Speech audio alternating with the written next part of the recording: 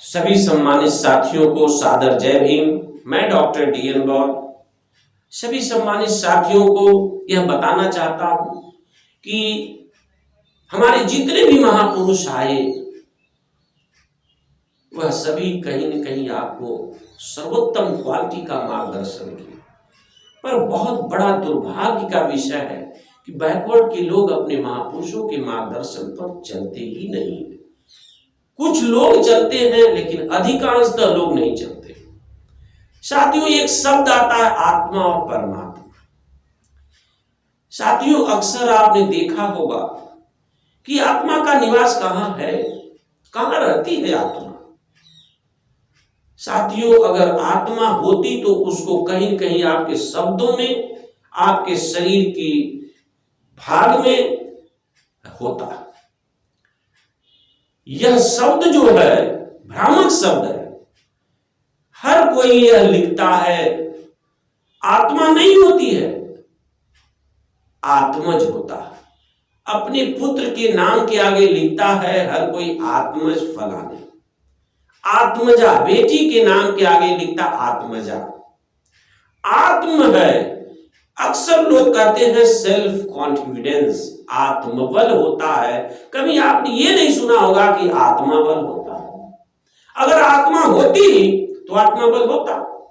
आत्म है, self confidence है, आत्मीयता है। हर कोई के दूसरे से, अपने आप से लगाव है, अपनों से लगाव है, उसी को आत्मीयता कहते हैं। जब आत्म है तो आत्मीयता है। इसीलिए साथियों, इन शब्दों से बचिए। जब आत्मा नहीं तो परमात्मा नहीं।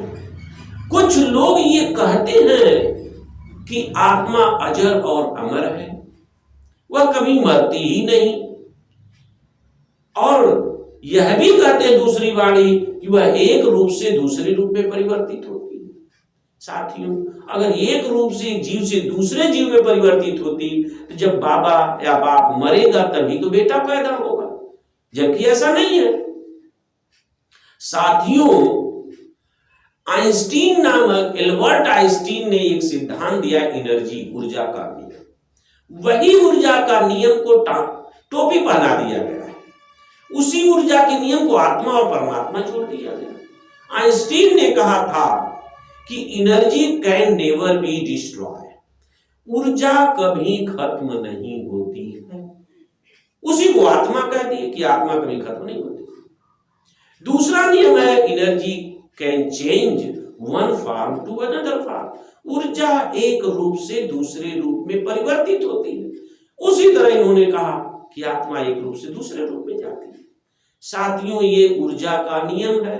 सूर्य की किरणों की रोशनी, प्रकाश तरह तरह की चीजों से चेंज होकर के हमारे शरीर में और हमारे वातावरण में आकर के हमारे जीवनोपयोगी चीज के रूप में चेंज होती रहती है।